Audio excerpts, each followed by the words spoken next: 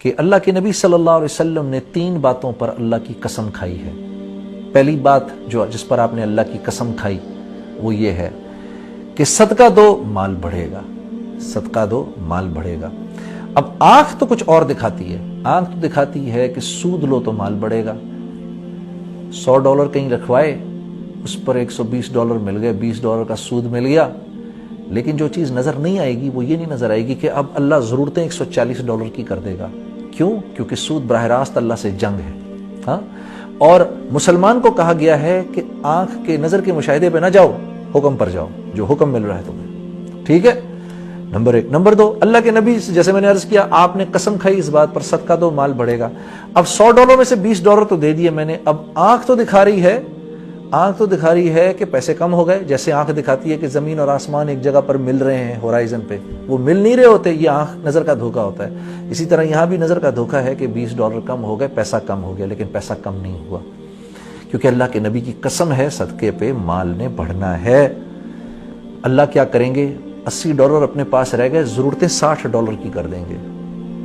تو ایک تو یہ کہ اللہ کے نبی کا پہلا ارشاد کہ صدقہ دو مال بڑھے گا۔ دوسرا ارشاد آپ کا، تم پر کوئی حال آئے، کسی قسم کی سختی آئے، کوئی تمہیں کچھ برا بھلا کہے، تمہارا کوئی نقصان ہو جائے، اس پر فوراً تمہاری نظر میری طرف جائے، نہ کچھ کڑوی کسیلی بات کرنے والے کو جواب دینا، غصہ بھی پی جانا، یہ ایک گھونٹ اللہ کو بہت پسند ہے غصے کے پی جانے کا، معاف کرنا لوگوں کو۔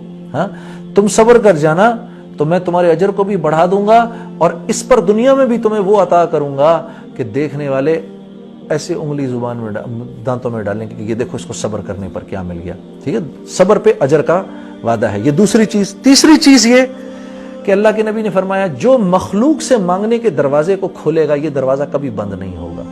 تو ان 3 چیزوں کا خیال رکھنا، جس میں سب سے پہلے کیا ہے کہ $1 کی جو قیمت ہے وہ اس وقت آپ کو نہیں پتا، جو پیسے آپ دیں گے آپ دے کے بھول بھی جائیں گے، اللہ کو یاد رہے گا، اللہ رب اور سنسیریٹی سے اگر دیں گے، اللہ کو راضی کرنے کے لیے دیں گے، تو قیامت میں اللہ اتنا بڑھا چڑھا کر دے دے گا کہ آپ سوچ بھی نہیں سکتے۔ اور اس سے بڑھ کے یہ کہ 1 پر 10 کا وعدہ ہے، $100 گئے، $1000 آنے ہیں آپ کے پاس، انشاءاللہ واپس ہو کے آئیں گے۔ اللہ اپنا قرض کسی پہ نہیں رکھتا۔ ایک بات یاد رکھنا کہ اللہ کے ہاں پیسہ اس کا قبول ہوتا ہے جس کے لیے اللہ خود فیصلہ کرتے ہیں۔ کیوں؟ کیونکہ اللہ اپنی مخلوق کے لیے ہر ایک کے مال کو نہیں پسند فرماتے۔ اسی لیے آپ دیکھیں گے کہ جب مال دینے کی بات آتی ہے تو غربا مال زیادہ دیتے ہیں امراء سے۔ کیوں؟ کیونکہ اللہ ان غریب کے مال کو پسند فرماتے ہیں کہ وہ اللہ اس کو ایکسپٹ کرتے ہیں۔ کیوں؟ اللہ نے اس کو قرض فرمایا ہے۔ یہ جب آپ اللہ کے راستے میں مال دیتے ہیں تو اللہ کو قرض دے رہے ہیں، اسی لیے اس کو قرض حسنہ کہا گیا ہے۔ یہ آپ اللہ کو قرض دے رہے ہیں اور اللہ فرما رہے ہیں ہم اس کو بڑھا چڑھا کے تمہیں واپس کریں گے۔